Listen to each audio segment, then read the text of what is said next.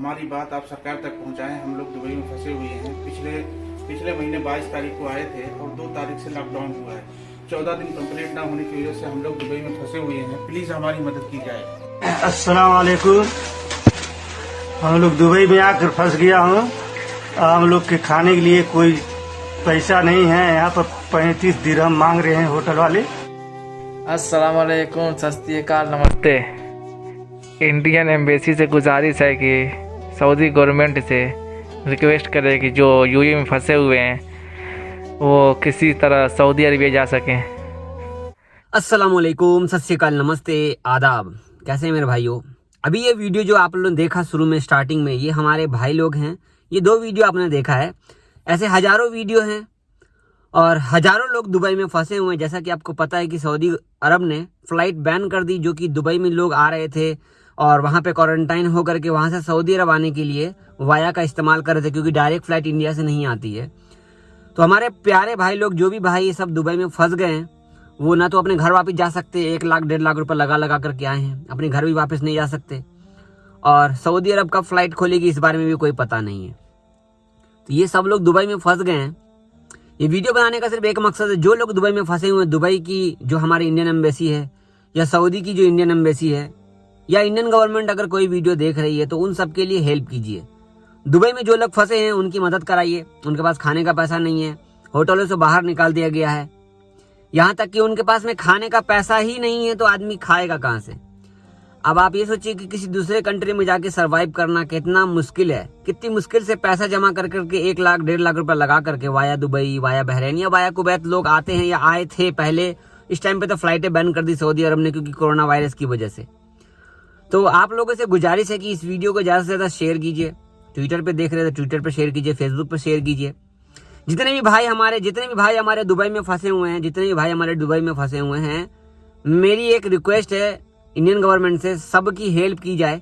11 महीने से कोई भी हेल्प नहीं किया आप लोगों ने। लोगों की नौकरियां चली गई है सर जी, लोग बेरोजगार हो गए हैं।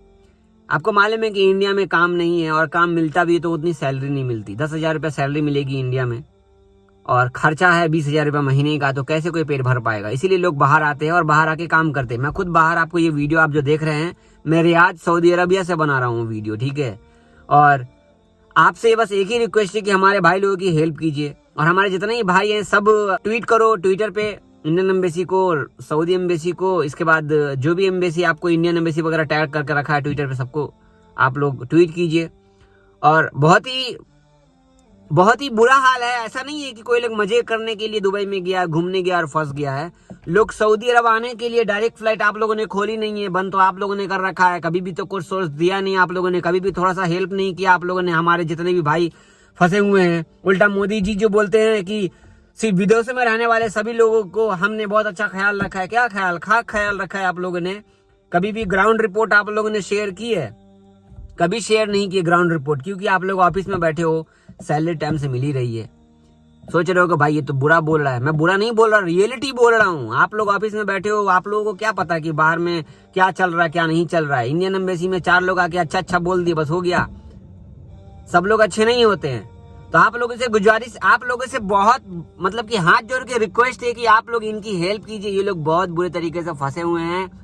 इनके पास खाने का पैसा नहीं है तो बाहर जाने का पैसा, घूमने का पैसा, या आपको लगता है कि आपने एडवाइजरी जारी कर दिया कि आपने अपने घर चले जाओ। इतना आसान है? 1 लाख रुपए चोरी करके लेके आया आदमी। 1 लाख रुपया, 50,000 रुपया हम लोगों के लिए 10 लाख के बराबर है, क्योंकि हम गरीब आदमी हैं। गरीब आदमी सऊदी, दुबई, कतर, बहरीन, बाहर कंट्री जाता है। अमीर आदमी कभी नहीं जाएगा।